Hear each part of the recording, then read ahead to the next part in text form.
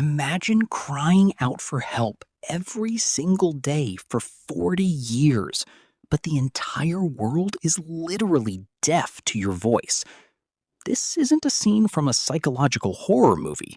It is the true, documented story of a creature roaming our oceans right now.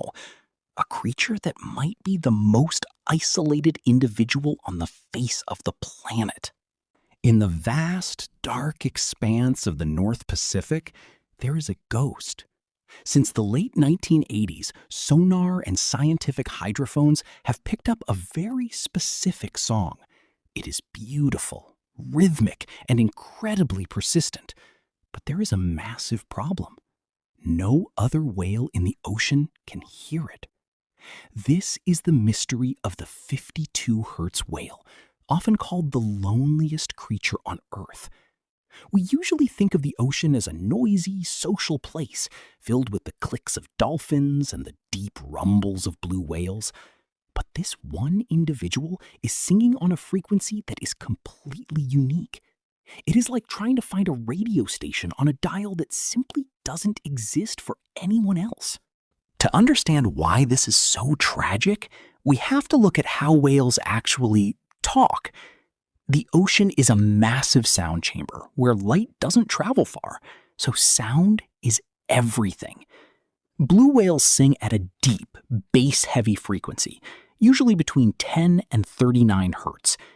These sounds are so low they can travel thousands of miles through the water, allowing whales to find mates and stay connected across entire ocean basins. But in 1989, researchers at the Woods Hole Oceanographic Institution noticed something strange in their recordings. They found a signal that looked like a blue whale's song, but sounded totally different. It was vibrating at exactly 52 hertz. To us, that's still a low sound, like a deep tuba note. But to a whale tuned to the 15 hertz frequency, it might as well be an alien language. Why does 52 hertz matter so much? Think of it like this.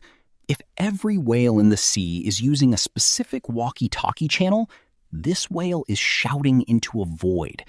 Its song is much higher than a blue whale, but much lower than a humpback. For over 30 years, scientists have tracked this specific voice. They have used acoustic mapping, sending signals from ships and receiving echoes to trace its journey across the North Pacific. But here is the kicker. Its migration path doesn't match any known whale species. While the rest of the whale world is heading south for the winter in organized pods, 52 wanders alone, often on a path that makes no sense to researchers. We use advanced tools today, like the Ocean Explorer research vessel with its deep-sea submersibles and ROVs, to solve underwater mysteries. We can even use environmental DNA, or eDNA, to find out what animals have been in an area just by testing the water for skin cells and mucus. Yet, despite all this technology, no one has ever actually seen the 52 Hertz whale. We only know he exists because he won't stop singing. This biological glitch creates a profound question. What does it do to a mind to be that alone?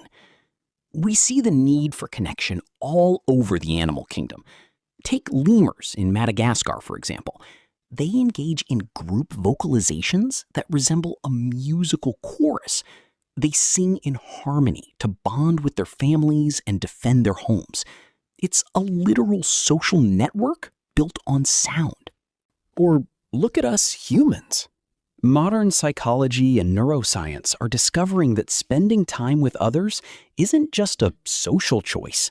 It is a basic biological necessity, just like food or water. When we are isolated, our brains actually experience a kind of hunger. Scientists call it the cellular substrate of loneliness. For a social, highly intelligent mammal like a whale, being physically incapable of being heard by your own kind is a sensory prison. It is an extreme version of what some call duck syndrome, where an individual appears to be gliding effortlessly through life, while underneath, They are frantically struggling just to stay afloat and be noticed. But here is where the story takes a turn that might blow your mind. For years, we have projected our own human sadness onto this whale. We call him lonely because we would be lonely in his position. We assume he is wandering the dark, cold water, crying out for a friend who never comes. But the scientific data tells a different story. This whale is healthy. He has been singing for decades, which means he is successfully finding food and navigating the most treacherous parts of the ocean entirely on his own. He is a survivor, much like the immortal jellyfish that can reset its own biological clock, or the deep-sea sponges that live for thousands of years by simply outlasting time. And recently, something even more shocking happened. Scientists started picking up other 52 Hertz signals in different parts of the ocean. It turns out 52 might not be a lone freak of nature after all.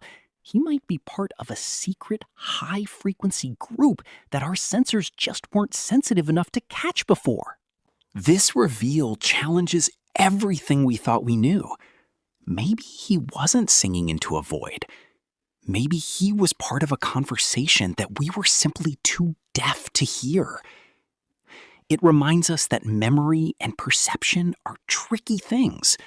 We often fill in the gaps of what we don't know with our own biases and emotions.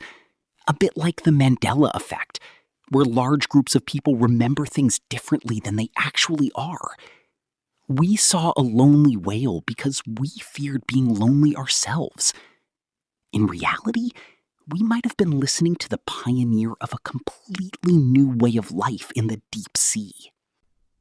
The mystery of the 52 Hertz whale is a symbol of the 90% of our ocean that remains unexplored. There are still so many undiscovered voices waiting in the dark.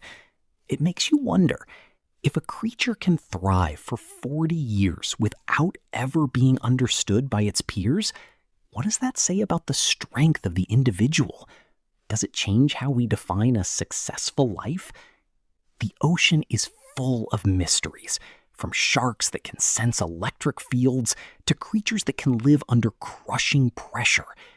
But the most compelling mystery might still be the one that's calling out to us right now, just below the surface. If you could communicate with one creature in the ocean, who would it be? And what is the one question you'd have to ask them? Let me know in the comments below.